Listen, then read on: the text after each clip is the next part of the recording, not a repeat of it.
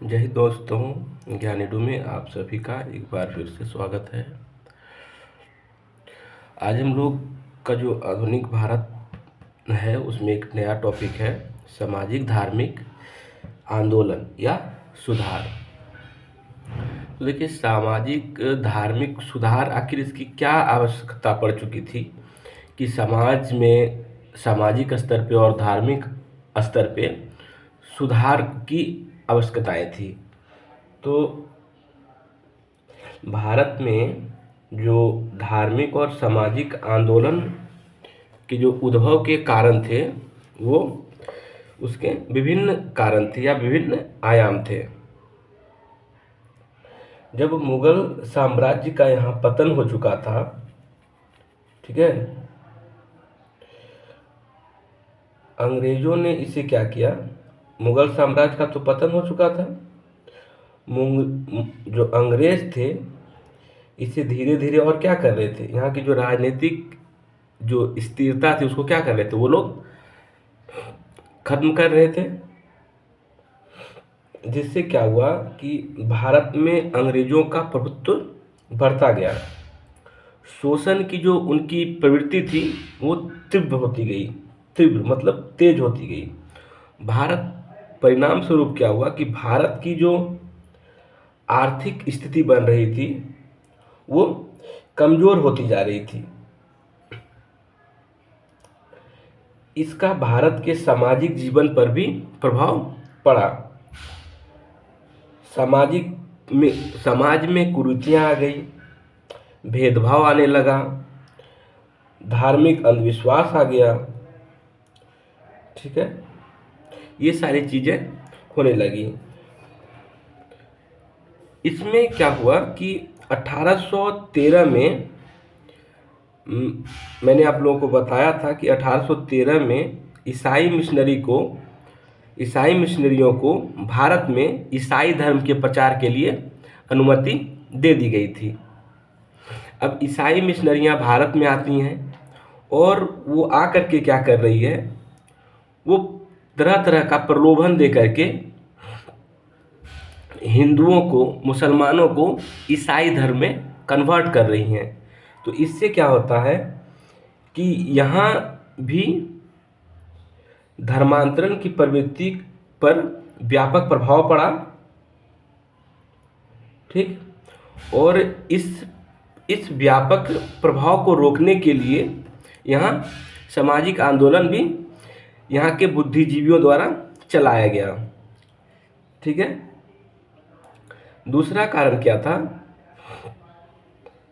एक और चीज़ कि 1833 में पादरी जो होते हैं, पादरी की नियुक्ति भारत में पहली बार की गई 1833 में, ठीक है। दूसरा चीज़ क्या था यहाँ पे कि 19वीं शताब्दी तक जो था, भारतीय प्रेस जो पत्रकारिता थी, भारतीय प्रेस जो था वो काफ़ी प्रोत्साहित हो चुका था। और ये इस प्रेस के माध्यम से अंग्रेजों के द्वारा जो भी हमारी धार्मिक या हमारी सामाजिक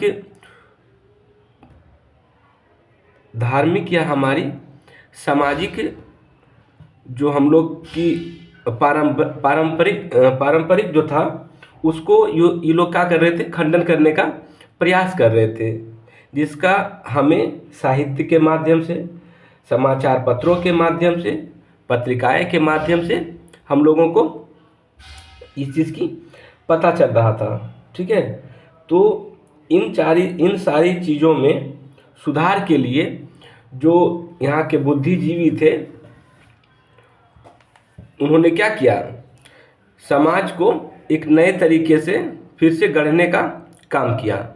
तो उसमें सबसे पहले हम लोग देखेंगे राजा राम मोहन राय को। राजा राम मोहन राय को नवजागरण का भी अग्रदूत कहा जाता है। तो राजा राम मोहन राय का जन्म जो हुआ था वो बंगाल में हुआ था, 1772 में हुआ था। और इनके पिता का नाम रमाकांत था, जो बंगाल में ही ब्रिटिश के यहाँ दीवान का कार्य करते थे, ठीक है। राजा राम मोहन राय की जो शिक्षा हुई वो बिहार के पटना में हुई थी और वाराणसी में भी हुई थी। राजा राम मोहन राय जो थे वो प्रतिभा के धनी व्यक्ति थे। उन्होंने अरबी, फारसी, संस्कृत, ठीक है, अंग्रेजी, कुल 22 भाषाओं का उनको जानकारी था। वो 22 भाषाओं को जानते थे राजा राम मोहन राय। राजा राम मोहन राय को नवजागरण का अग्रदूत, आधुनिक भारत का पिता और भारतीय राष्ट्रवाद का जनक भी कहा जाता है। सर्वप्रथम 1803 में राजा राम मोहन राय ने फारसी में एक ग्रंथ लिखा था जिसका नाम था तुहफात उल मुवाउद्दीन, ठीक है। और इसमें उन्होंने मूर्ति पूजा का खंडन किया था और एकेश्वरवाद का उपहार, मतलब तुहफात उल मुवाउद्दीन का जो ये अर्थ होगा तो वो होता है एकेश्वरवाद का उपहार।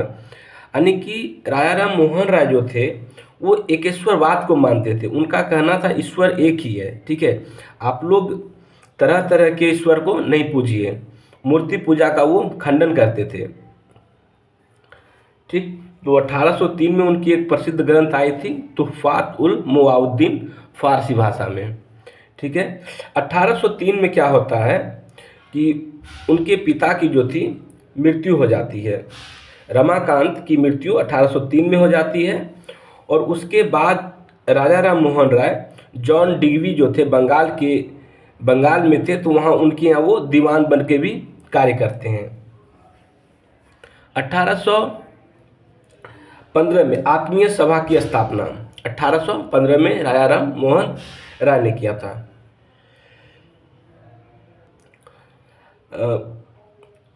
राजा राम मोहन राय ने किया था आत्मीय सभा 1815 में राजा राम मोहन राय, और इसके साथ जो थे द्वारिकानाथ टैगोर थे, ठीक है। तो 1815 में आत्मीय सभा की स्थापना 1815 में राजा राम मोहन राय और द्वारिकानाथ टैगोर। वेदांत सोसाइटी की भी स्थापना इन्होंने 1816 में किया था। तो दो संस्था इनके थे, आत्मीय सभा और वेदांत सोसाइटी, ठीक है। इनके एक बुक है प्रिंसेप्ट्स ऑफ जीसस 1820 में, ठीक है। प्रिंसेप्ट्स ऑफ जीसस एक बुक है 1820 में। ये बुक जो लिखा गया था, इस बुक का जो आधार था वो बाइबिल था, कि बाइबिल के ही आधार पे लिखा गया था। तो इनके जो ईसाई मित्र थे या ईसाई जो परिचित थे, उनको ऐसा लगने लगा कि ये ईसाई धर्म ज्वाइन करने वाले हैं। तो उन लोगों ने बहुत प्रयास किया कि ये इसको ज्वाइन करें। हालांकि ऐसा कोई इसमें बात नहीं था कि राजा राम मोहन राय ईसाई धर्म को ज्वाइन करना चाह रहे थे, ठीक है। तो प्रिंसेप्ट्स ऑफ जीसस बुक 1820 में लिखा गया था और ये बाइबिल के आधार पर लिखा गया था। और इस बुक की जो छपाई करवाने में मदद किया वही बंगाल में जो दीवान के पद पे जॉन डिगवी जो था ब्रिटिश, उसके दीवान थे। तो जॉन डिगवी ने ही 1823 में इस बुक को लंदन से छपवाने में उनकी मदद किया था, ठीक है। ब्रह्म समाज की स्थापना 1828 में हुआ था और इसमें ब्रह्म समाज में इन्होंने स्पष्टतः मूर्ति पूजा, अवतारवाद, बहुदेववाद, इन सारी चीज़ों का खंडन किया। तो ब्रह्म समाज की स्थापना 1828 में राजा राम मोहन के द्वारा, और इसमें उन्होंने ब्रह्म समाज में मूर्ति पूजा, अवतारवाद, बहुदेववाद, ये सारी चीज़ों का क्या किए, खंडन कर रहे थे और एकेश्वरवाद पे बल दे रहे थे, ठीक है। तो ये ध्यान रखिएगा कि किस चीज़ का वो समर्थन कर रहे हैं और किस चीज़ का विरोध कर रहे थे।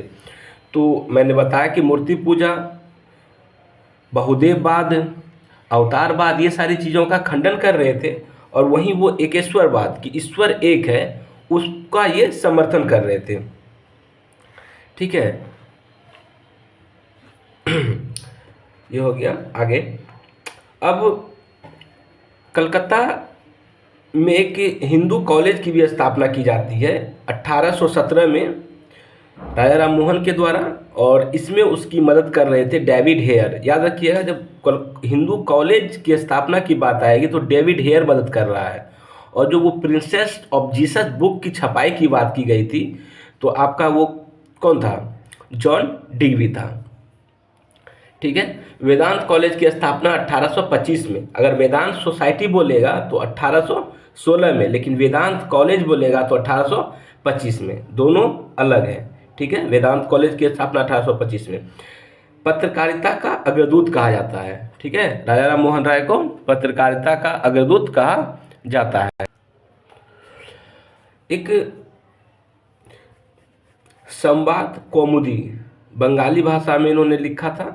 ये पत्रिकाएं थी इनकी। संवाद कौमुदी 1821 में बंगाली भाषा में। ठीक है। तो इस बस इतना याद रखना है कि संवाद कौमुदी बंगाली भाषा में लिखा गया था। किसने लिखा था? तो राजा राम मोहन राय ने लिखा था, 1821 में लिखा था। और संवाद कौमुदी में इन्होंने क्या बोला था कि सती प्रथा का विरोध किया था। ठीक है। सती प्रथा का विरोध किया गया था। तो सती प्रथा का विरोध, तो इसका कारण क्या था कि सती प्रथा का ये विरोध कर रहे थे? सती प्रथा का विरोध करने का कारण था कि इनके एक बड़े भाई थे। ठीक है। इनके एक बड़े भाई थे जिनका नाम था जगमोहन। ठीक है। क्या होता है कि इनके भाई की जो है मृत्यु हो जाती है। ठीक है। इनके भाई की मृत्यु हो जाती है, तो जो इनकी भाभी थी जिनका नाम था अलका मंजरी।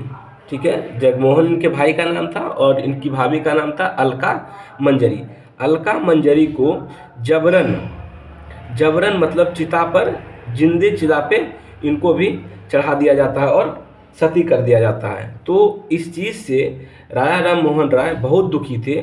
और ये जो संवाद कौमुदी उन्होंने पुस्तक लिखा, तो इसमें उन्होंने इसी चीज़ का चर्चा किया था, सती प्रथा का। हालांकि सती प्रथा इनके प्रयास से 1829 में विलियम बेंटिंग के द्वारा इसको बंद कर दिया जाता है।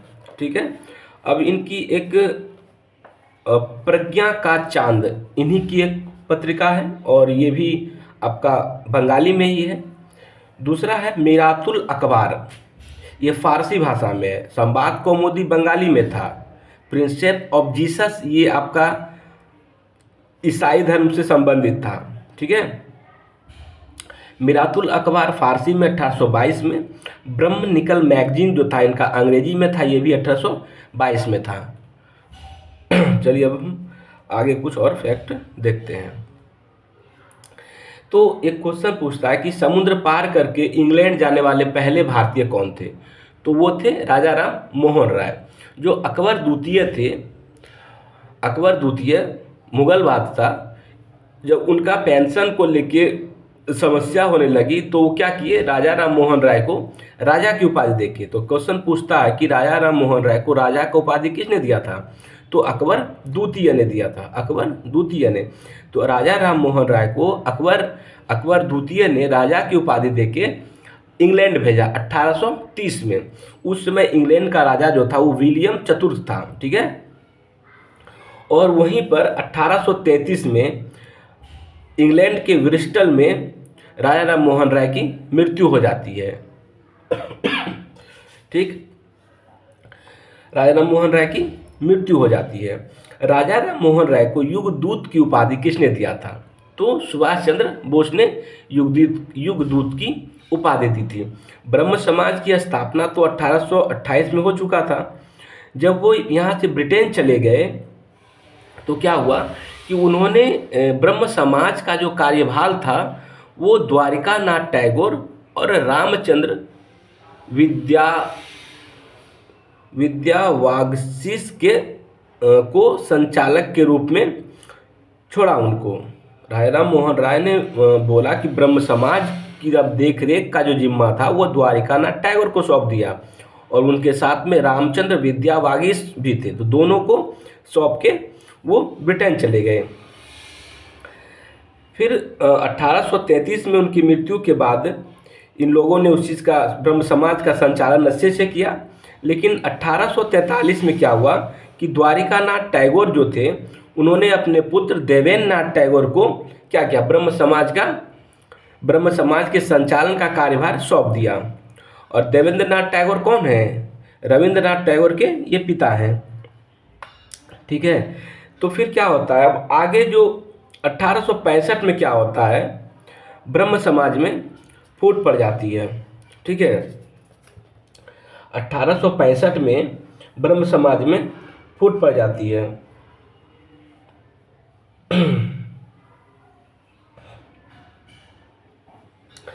फूट का इसमें कारण क्या था? इसकी फूट का जो कारण था इसमें यह था कि ब्रह्म समाज में जो ईसाई, मुस्लिम या जो फारसी ग्रंथ थे वो भी पढ़े जाने लगे थे। तो इसके विरोध में देवेंद्रनाथ टैगोर से क्या होता है, झड़प हो जाती है। ठीक है, झड़प होती है केशव चंद्र सेन से। दोनों में क्या होता है, इसकी झड़प होती है। और केशव चंद्र सेन जो थे वो ब्रह्म समाज के विस्तार और लोकप्रियता में वृद्धि हुई थी। केशव चंद्र सेन की वजह से जो था ब्रह्म समाज और भी प्रगति कर रहा था। तो अब क्या हुआ कि दोनों में फूट पड़ गई। तो अब जब ब्रह्म समाज एक था तो वो दो बन गया, एक आदि ब्रह्म समाज और एक भारतीय ब्रह्म समाज। जो आदि ब्रह्म समाज था वो देवेंद्रनाथ टैगोर के संचालन में रहा, और जो भारतीय ब्रह्म समाज बना वो केशव चंद्र सेन, ठीक है, केशव चंद्र सेन के निर्देशन में आगे बढ़ा। ठीक है, उसके बाद क्या होता है कि ये दोनों संस्थाएं अपने अपने स्तर पे कार्य कर रही थी। उसमें केशव चंद्र सेन के द्वारा क्या किया जाता है कि ब्रह्म विवाह एक्ट एक पारित किया जाता है। 1872 में आता है ब्रह्म विवाह एक्ट। ये एक्ट जो था क्या था कि जो भी कम उम्र की बच्चियां हैं, ठीक है, उनके शादी पे क्या किया गया था, प्रतिबंध लगाया गया था।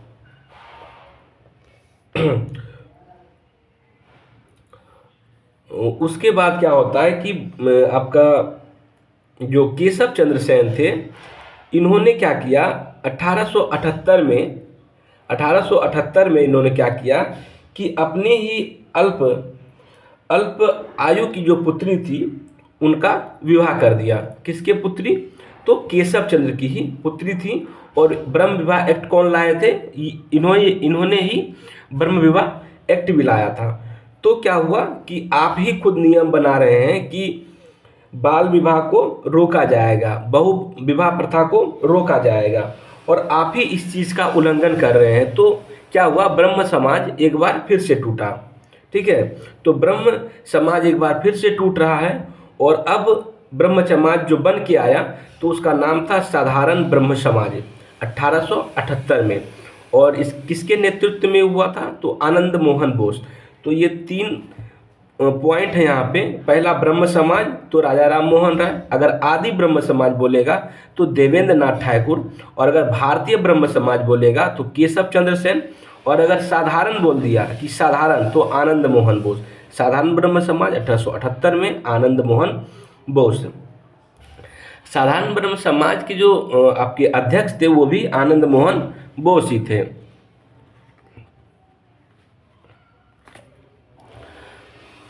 केशव चंद्र सेन 1884 में उनकी क्या हो जाती है?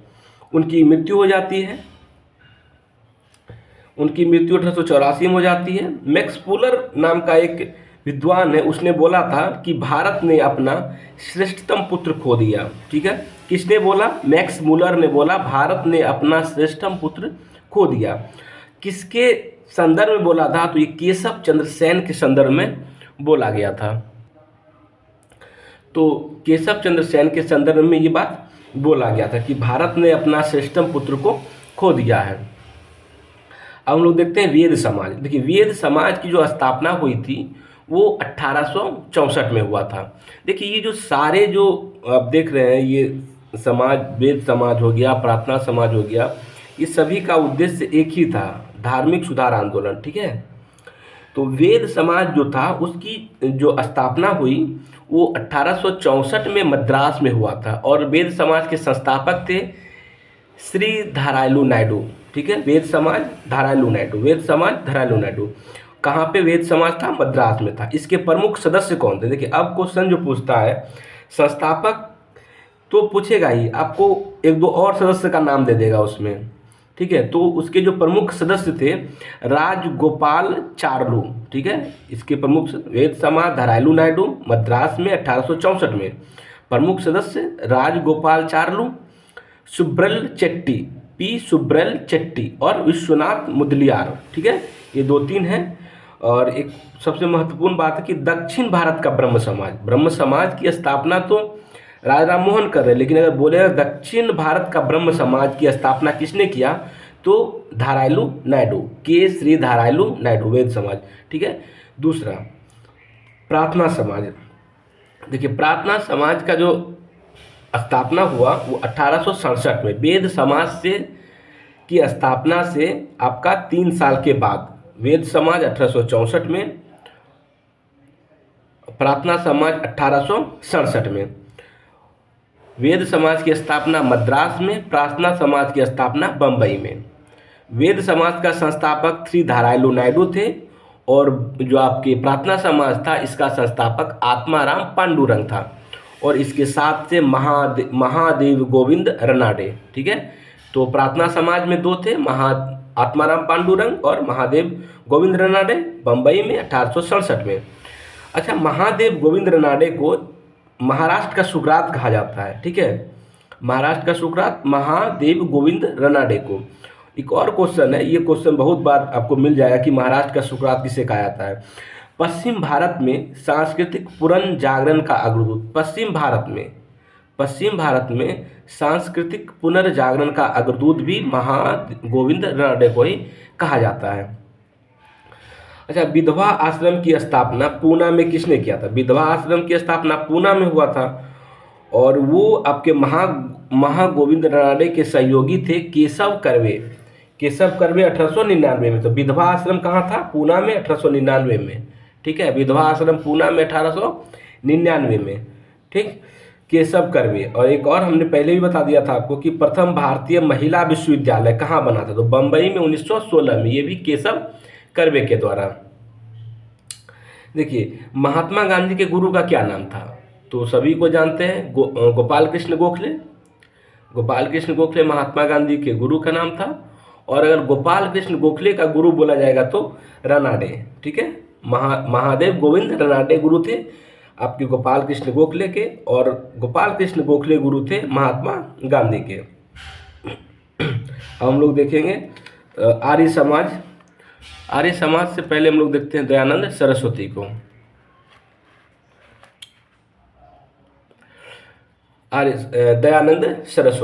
दयानंद सरस्वती का जन्म हुआ था 1824 में, हुआ था गुजरात में।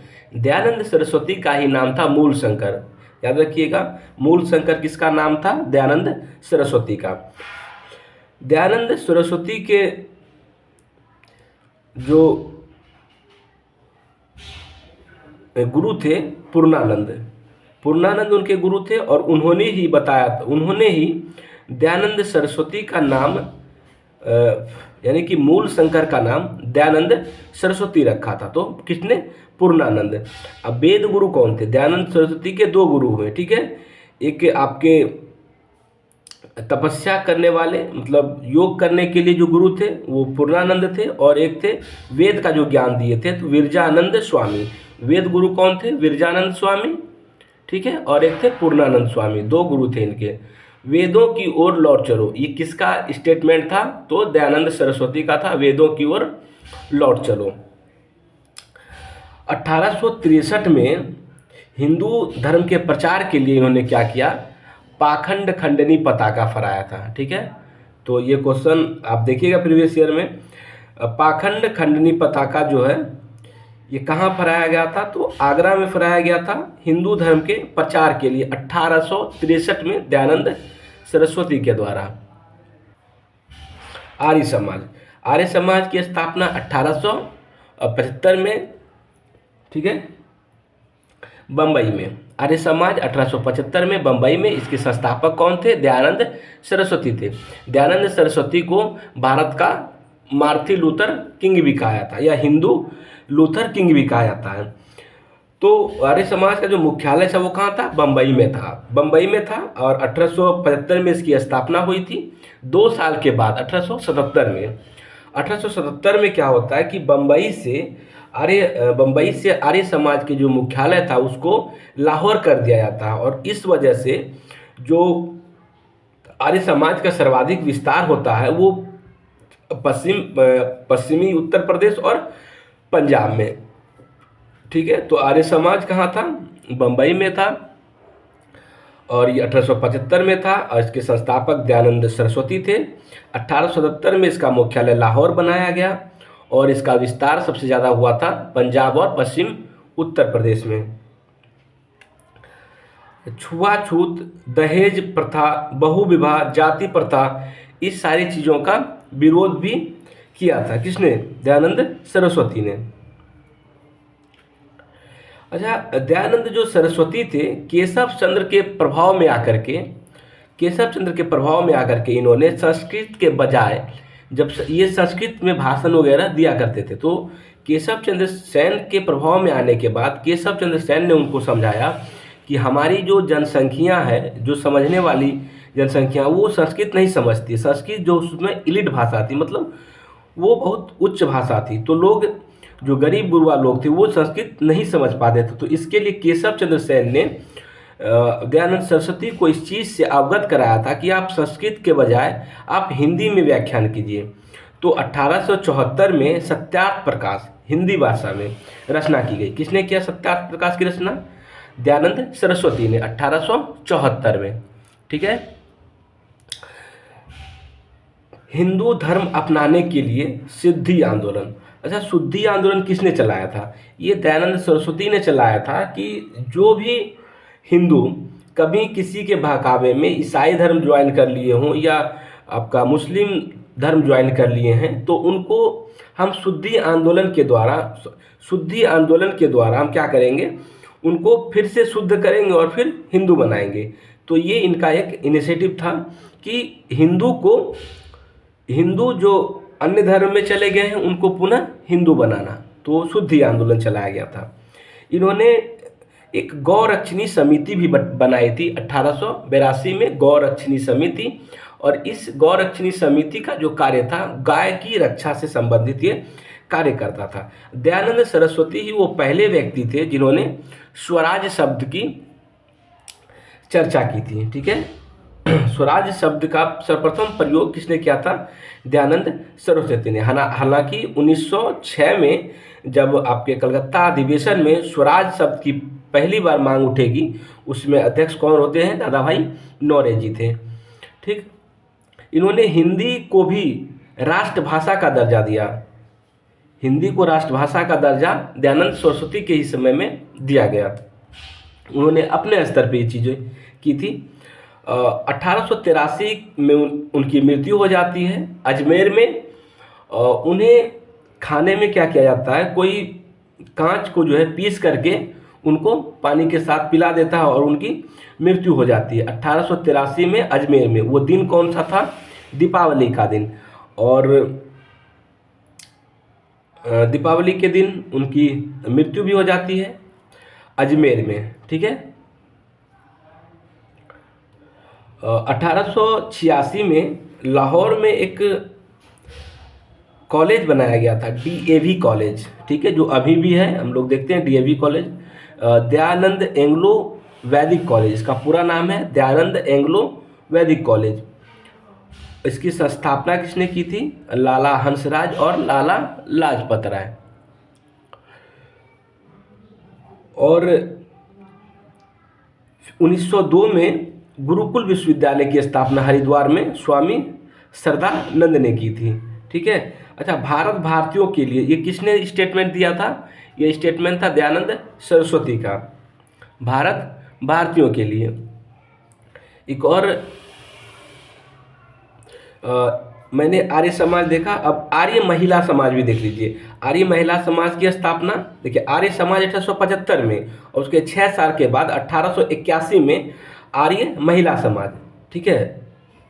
हालांकि 1881 में नियमित जनगणना की भी शुरुआत होगी लॉर्ड रिपन के समय। तो आर्य महिला समाज 1881 में ये पुणे में था। हालांकि आर्य समाज बम्बई में था, लेकिन आर्य महिला समाज पुणे में था। और इसकी जो संस्थापिका था वो था पंडित रमा बाई।